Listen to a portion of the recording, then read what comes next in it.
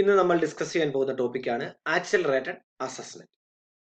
Okay, നമ്മൾ assessment എന്ന time കേട്ടിട്ടുണ്ട്, പക്ഷെ പുതിയതായിട്ടാണ് ഈ ടൈം കേൾക്കുന്നത്. ആക്സിലറേറ്റഡ് അസസ്മെന്റ് എന്താണ്? Accelerated assessment assessment made in the previous year itself is called accelerated assessment. ഇതിനെക്കുറിച്ച് പറയുകയാണെങ്കിൽ ആദ്യം ഒരു കാര്യം പറയണം. എന്റെ ചോദ്യം ഇതാണ്: സാധാരണഗതിയിൽ എപ്പോഴാണ് അസസ്മെന്റ് നടത്തുന്നത്? പ്രീവിയസ് ഇയറിലാണോ അല്ലെങ്കിൽ അസസ്മെന്റ് ഇയറിലാണോ? നിങ്ങൾ ആൻസർ കമന്റ് ചെയ്യുക. ഏത് വർഷമാണ് സാധാരണഗതിയിൽ അസസ്മെന്റ് നടത്തുന്നത്? Previous ഇയറിലാണോ assessment ഇയറിലാണോ?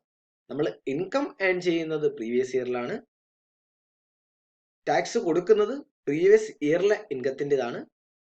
പക്ഷേ അസസ്മെന്റ് നടക്കുന്നത് അസസ്മെന്റ് ഇയറിലാണ്, അല്ലെങ്കിൽ റിട്ടേൺ ഫയൽ ചെയ്യുന്നത് അസസ്മെന്റ് ഇയറിലാണ്. പക്ഷെ ആക്സിലറേറ്റഡ് അസസ്മെന്റിന്റെ കോൺസെപ്റ്റ് അല്ലെങ്കിൽ ഈ ഒരു സാഹചര്യത്തിൽ assessment made in the previous year itself is called accelerated assessment.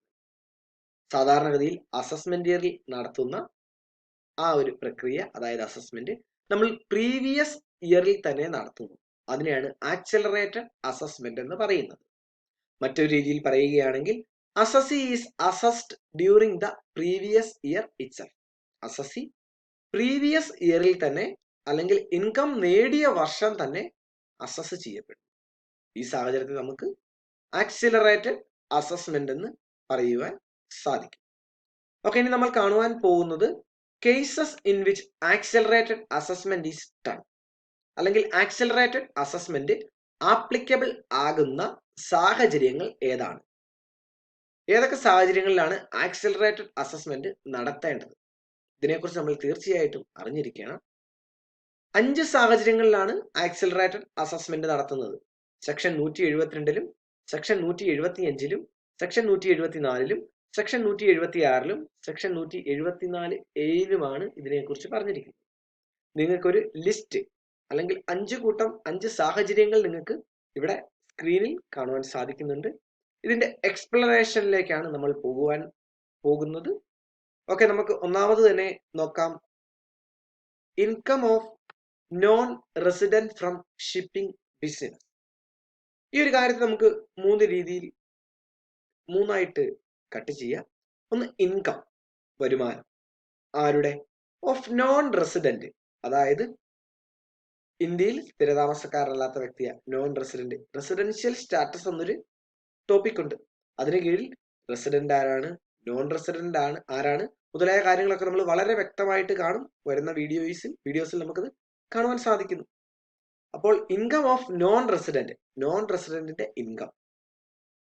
ഇനിയും പറയുന്നുണ്ട് ഫ്രം ഷിപ്പിംഗ് ബിസിനസ്. മനസ്സിലാക്കുക, ഒരു നോൺ റെസിഡന്റ് അദ്ദേഹത്തിന് ഷിപ്പിംഗ് ബിസിനസ്സിൽ നിന്ന് കിട്ടിയ ഇൻകം, അതിന്മേൽ ആക്സിലറേറ്റഡ് അസസ്മെന്റ് നടത്തും. ഇതിനെക്കുറിച്ച് പറഞ്ഞിരിക്കുന്നത് സെക്ഷൻ 172ലാണ്. അതായത് സെക്ഷൻ 172 പ്രകാരം income of non resident from shipping business, ഇവിടെ ആക്സിലറേറ്റഡ് അസസ്മെന്റ് ആപ്ലിക്കബിൾ ആണ്. ഓക്കെ, ഇനി എന്താണെന്ന് നോക്കാം. In case of a non resident shipping company, അതായത് നോൺ റെസിഡന്റ് ഷിപ്പിംഗ് കമ്പനിയാണ്, which has no representative in India. അവർക്ക് ഇന്ത്യയിൽ ഒരു റെപ്രസെന്റേറ്റീവും ഇല്ല, അല്ലെങ്കിൽ അവർക്ക് വേണ്ടി ഒരു ഏജന്റോ അങ്ങനെ ഇന്ത്യയിൽ ആരും ഇല്ല. ഏൺസ് ഇൻകം, അങ്ങനെയുള്ളവരൊരു ഇൻകം നേടുകയാണെങ്കിൽ അവിടെ ആക്സിലറേറ്റഡ് അസസ്മെന്റ് ആപ്ലിക്കബിൾ ആണ്. പ്രത്യേകത, അവർക്ക് ഇന്ത്യയിൽ ഒരു റെപ്രസെന്റേറ്റീവും ഇല്ല, അല്ലെങ്കിൽ ഒരു ഏജന്റ് പോലും ഇല്ല. ഉണ്ടെങ്കിലല്ലേ ടാക്സ് അടയ്ക്കാൻ പറ്റുള്ളൂ. അങ്ങനെ ഒരാൾ അവർക്കില്ല.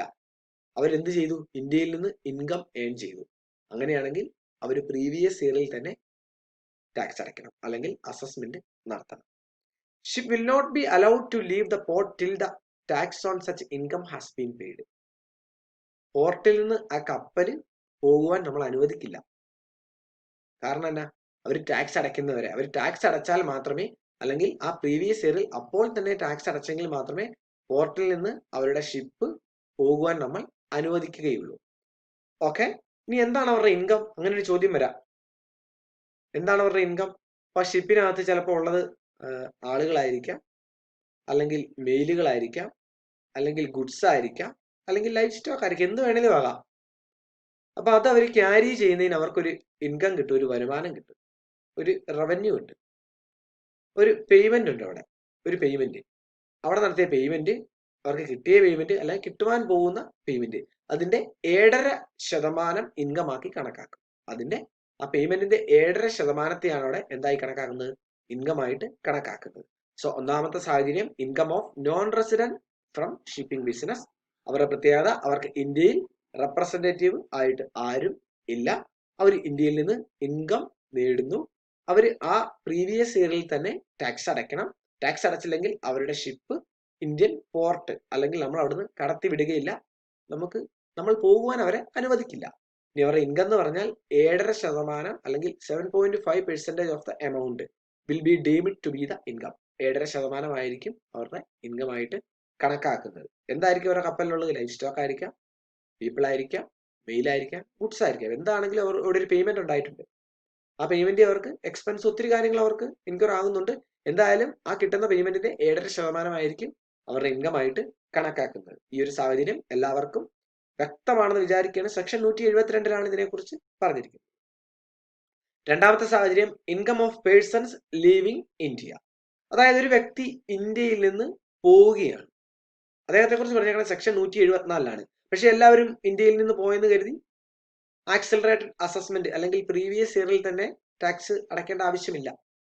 ഇവിടെ കാണുക, if the assessing officer has reason to believe that the assessee will leave India. അതായത് അസസിംഗ് ഓഫീസർക്ക് തോന്നുകയാണ് ഇന്ത്യയിൽ നിന്ന് പോകുന്ന ആ വ്യക്തി, അതായത് അദ്ദേഹം ഇന്ത്യയിലേക്ക് തിരിച്ചു വരികയില്ലെന്ന്. If the assessing officer has reason to believe that the assessee will leave India with no intention to return to India. അതായത് ഇന്ത്യയിൽ നിന്ന് പോകുന്ന ആ വ്യക്തി, ഒരാൾ ഞാൻ പോകുമ്പോൾ അസസിംഗ് ഓഫീസറിന് തോന്നുകയാണ് ഞാൻ ഇന്ത്യയിലേക്ക് തിരിച്ചു വരൂല, അല്ലെങ്കിൽ തിരിച്ചു വരൂലെന്ന് അദ്ദേഹത്തിന് തോന്നുക. His income shall be taxed during the same year. അതായത് ഞാൻ പോകുന്നതിന് മുമ്പ് എനിക്ക് ഇന്ത്യയിൽ ഉണ്ടായിട്ടുള്ള ആ ഇൻകം അപ്പോൾ തന്നെ, ആ വർഷം തന്നെ അല്ലെങ്കിൽ പ്രീവിയസ് ഇയറിൽ തന്നെ ടാക്സ് ചെയ്യും. സാഹചര്യം ഒന്നുകൂടി വ്യക്തമാക്കാം. ഞാൻ ഇന്ത്യയിൽ നിന്ന് പോവുകയാണ്. ഞാൻ പോകുന്ന സമയം അസസിംഗ് ഓഫീസർക്ക് തോന്നുകയാണ് ഞാൻ ഇനി ഇന്ത്യയിലേക്ക് തിരിച്ചു വരൂല, എന്റെ ഇന്റൻഷൻ തിരിച്ചു വരാതിരിക്കുകയാണെന്ന് അദ്ദേഹത്തിന് തോന്നി. അങ്ങനെ അദ്ദേഹത്തിന് തോന്നുകയാണെങ്കിൽ അദ്ദേഹത്തിന് എന്നോട് പ്രീവിയസ് ഇയറിൽ തന്നെ ടാക്സ് അടയ്ക്കുവാൻ ആവശ്യപ്പെടുവാൻ സാധിക്കും. അതായത് ഞാൻ പോകുന്നത് വരെ ഞാൻ ഏൺ ചെയ്തിട്ടുള്ള ഇൻകത്തിന്റെ ടാക്സ് ഞാൻ അപ്പോൾ തന്നെ അടയ്ക്കണം, അല്ലെങ്കിൽ ആക്സിലറേറ്റഡ് അസസ്മെന്റ് ആപ്ലിക്കബിൾ ആണ്, പ്രീവിയസ് ഇയറിൽ തന്നെ ടാക്സ് അടയ്ക്കണം. അപ്പൊ രണ്ടാമത്തെ സാഹചര്യമാണ് income of persons leaving India. ഇത് എല്ലാ സാഹചര്യത്തിലും ആപ്ലിക്കബിൾ അല്ല. ഒരു വ്യക്തി ഒരിക്കലും ഇന്ത്യയിലേക്ക് തിരിച്ചു വരില്ല. ഇനി തിരിച്ചു വരില്ലെങ്കിൽ ഞാൻ ടാക്സ് അടയ്ക്കുമോ? ഞാൻ ഇൻകം ഏൺ ചെയ്തിട്ട് ഇന്ത്യയിൽ നിന്ന് നാട് വിടുക, പിന്നെ ഞാൻ തിരിച്ചു വരുന്നില്ല, തിരിച്ചു വരാതെ ഞാൻ ടാക്സ് അടയ്ക്കുമോ? ഇല്ല. അതവർക്ക് മനസ്സിലാകുകയാണെങ്കിൽ അവരെന്നോട് ടാക്സ് അടയ്ക്കുവാൻ പറയും. അങ്ങനെയാണെങ്കിൽ മാത്രമേ എനിക്ക് ഇന്ത്യയിൽ നിന്ന് പോകുവാൻ സാധിക്കുകയുള്ളൂ. മൂന്നാമത്തെ സാഹചര്യം transfer of property to avoid tax. ഇതിനെക്കുറിച്ച് പറഞ്ഞിരിക്കുന്നത് section 175 if the assessing officer has reason to believe that the assessee is likely to transfer his property to avoid tax he shall charge tax on the assessee during the same year itself. ചില വ്യക്തികൾ, നമുക്കറിയാം taxation progressive ആണ്. Progressive ടാക്സേഷനെ കുറിച്ചൊരു video ഇടും. അതായത് tax amount കൂടുന്തോറും ഓരോ സ്ലാബിലും ടാക്സിന്റെ റേറ്റ് കൂടി വരും. അപ്പൊ ചിലർ എന്ത് ചെയ്യും? ടാക്സ് ഒഴിവാക്കാൻ, അല്ലെ ടാക്സിന്റെ കൂടിയ ടാക്സ് റേറ്റ് ഒഴിവാക്കുവാൻ വേണ്ടി അവരുടെ പ്രോപ്പർട്ടി വേറെ ഒരാളുടെ പേരിലേക്ക് ട്രാൻസ്ഫർ ചെയ്യും. അതായത് ഇൻകം ഒന്നും ഇല്ലാത്ത ഒരു ആളുടെ പേരിലേക്ക് പ്രോപ്പർട്ടി ട്രാൻസ്ഫർ ചെയ്ത് കഴിഞ്ഞാൽ അതിന് എന്ത് കൊടുക്കണ്ട? ടാക്സ് കൊടുക്കണ്ട. കാരണം അയാൾക്ക് 0 ഇൻകം, ആദ്യത്തെ 2.5 ലക്ഷം രൂപ വരെ ടാക്സ് ഇല്ല, അല്ലെങ്കിൽ കുറഞ്ഞ റേറ്റിലുള്ള ടാക്സ് കൊടുത്താൽ മതി. അതിനുവേണ്ടി ആരെങ്കിലും ശ്രമിക്കുകയാണെന്ന് കരുതുക. ടാക്സ് അവോയ്ഡ് ചെയ്യാൻ, ടാക്സ് ഒഴിവാക്കാൻ വേണ്ടി മാത്രം ആ ഒരു ഇന്റൻഷനോട് കൂടി പ്രോപ്പർട്ടി ട്രാൻസ്ഫർ ചെയ്യുകയാണെങ്കിൽ അദ്ദേഹം എന്ത് ചെയ്തിരിക്കണം? പ്രീവിയസ് ഇയറിൽ തന്നെ ടാക്സ് അടയ്ക്കാൻ നിർബന്ധിതനാകും, അദ്ദേഹം അടയ്ക്കേണ്ടി വരും. ഇതാണ് മൂന്നാമത്തെ സാഹചര്യം. അപ്പൊ ഇതിനെക്കുറിച്ചൊക്കെ മനസ്സിലാക്കണമെങ്കിൽ നിങ്ങൾക്ക് ബേസ് അറിഞ്ഞിരിക്കണം, ടാക്സ് റേറ്റ്, അതിന്റെ കാര്യങ്ങളെല്ലാം അറിഞ്ഞിരിക്കണം. ഇതിനെക്കുറിച്ചൊക്കെ നമ്മൾ നേരത്തെ വീഡിയോയിൽ സംസാരിച്ചിട്ടുള്ളതാണ്. നാലാമത്തെ സാഹചര്യം discontinuance of a business or profession. In case of discontinuance of a business or profession the assessing officer can charge for tax during the same year. അതായത് ഈ വർഷം സെക്ഷൻ 176 ഇതിനെക്കുറിച്ച് പറഞ്ഞിരിക്കുന്നത്. ഞാൻ എന്റെ ബിസിനസ് അല്ലെങ്കിൽ പ്രൊഫഷൻ എന്ത് ചെയ്യുക? ഡ്രോപ്പ് ചെയ്യുക, അവസാനിപ്പിക്കുക, നിർത്തുക. അടുത്ത വർഷം ഇനി ഉണ്ടോ? അല്ലെങ്കിൽ വരുന്ന അസസ്മെന്റ് ഇയറിൽ ഈ എന്റെ ബിസിനസ്സിനോ പ്രൊഫഷനോ നിലനിൽപ്പുണ്ടോ? ഇല്ല. അങ്ങനെ ഒരു ബിസിനസ്സോ അല്ലെങ്കിൽ പ്രൊഫഷനോ നിലവിലില്ല. ആ ഒരു സാഹചര്യത്തിൽ ഞാൻ ആ പ്രീവിയസ് ഇയറിൽ തന്നെ എന്ത് ചെയ്യണം? ടാക്സ് അടയ്ക്കണം. അല്ലെങ്കിൽ ഞാൻ ബിസിനസ് അവസാനിപ്പിക്കുന്നു, അല്ലെങ്കിൽ പ്രൊഫഷൻ അവസാനിപ്പിക്കുന്നു, ആ സമയം തന്നെ ഞാൻ എന്ത് ചെയ്തിരിക്കണം? ടാക്സ് അടയ്ക്കണം. അതായത് ആക്സിലറേറ്റഡ് അസസ്മെന്റ് അവിടെ ആപ്ലിക്കബിൾ ആണ്. സാഹചര്യം ബിസിനസ് അവസാനിപ്പിക്കുകയാണ് അല്ലെങ്കിൽ പ്രൊഫഷൻ അവസാനിപ്പിക്കുകയാണ്. വരുന്ന നെക്സ്റ്റ് ഇയറിലാണ് അല്ലെങ്കിൽ അസസ്മെന്റ് ഇയറിലാണ് സാധാരണഗതിയിൽ ടാക്സ് അടയ്ക്കേണ്ടത്. പക്ഷേ ഈ സാഹചര്യത്തിൽ പ്രീവിയസ് ഇയറിൽ തന്നെ ടാക്സ് ഞാൻ അടയ്ക്കേണ്ടി വരും. ഓക്കെ, അഞ്ചാമത്തെ സാഹചര്യം income of an AOP or BOI or an artificial juridical person. Artificial juridical person, ഇവരെ കുറിച്ച് പറഞ്ഞിരിക്കുന്നത് സെക്ഷൻ 174A പറഞ്ഞിരിക്കുന്നത്. അതായത് ഒരു AOP അല്ലെങ്കിൽ BOI അല്ലെങ്കിൽ ആർട്ടിഫിഷ്യൽ ജുറിഡിക്കൽ പേഴ്സൺ അവര് എന്ത് ചെയ്തിരിക്കണം? പ്രീവിയസ് ഇയറിൽ തന്നെ ടാക്സ് അടച്ചിരിക്കണം. എല്ലാ സാഹചര്യത്തിലും അടയ്ക്കണോ? സാധാരണഗതിയിൽ അസസ്മെന്റ് ഇയറിൽ ടാക്സ് അടച്ചാൽ മതി. പക്ഷെ അവർ അടയ്ക്കേണ്ട സാഹചര്യം ഏതാ? If it is likely to be dissolve during the previous year itself. അതായത് നമ്മൾ ബിസിനസിന്റെയും പ്രൊഫഷന്റെയും കാര്യം പറഞ്ഞ പോലെ ഇപ്പൊ AOP ആ പ്രീവിയസ് ഇയർ അല്ലെങ്കിൽ ആ വർഷം തന്നെ ഒരു ഡിസോൾവ് ചെയ്യുക, അവസാനിപ്പിക്കുക. അല്ലെ ബോഡി ഓഫ് ഇൻഡിവിജ്വൽസ് അല്ലെങ്കിൽ ആർട്ടിഫിഷ്യൽ ജുറിഡിക്കൽ പേഴ്സൺ അതിന്റെ ഒരു എക്സിസ്റ്റൻസിന് അവസാനം വരിക, അല്ലെങ്കിൽ ഇനി അടുത്ത വർഷം അതില്ല, ഈ വർഷം കൊണ്ട് അവരത് അവസാനിപ്പിക്കുക. ഈ ഒരു സാഹചര്യത്തിൽ അവർ പ്രീവിയസ് ഇയറിൽ തന്നെ ടാക്സ് അടയ്ക്കണം.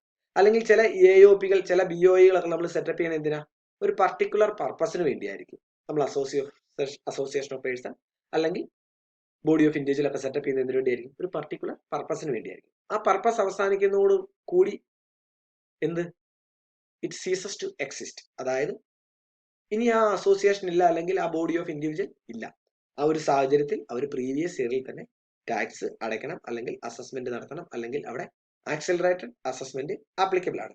അപ്പോൾ നമ്മുടെ ഇന്നത്തെ ഈ ക്ലാസ് ഇവിടെ അവസാനിച്ചിരിക്കുകയാണ്. അപ്പോൾ നിങ്ങൾ മനസ്സിലാക്കേണ്ട കാര്യം എന്താണ് ആക്സിലറേറ്റഡ് അസസ്മെന്റ്? സാധാരണഗതിയിൽ നമ്മൾ അസസ്മെന്റ് ഇയറിൽ നടത്തുന്ന അസസ്മെന്റ് പ്രീവിയസ് ഇയറിൽ തന്നെ നടത്തുകയാണെങ്കിൽ ഇതിനെ ആക്സിലറേറ്റഡ് അസസ്മെന്റ് എന്ന് പറയുന്നു.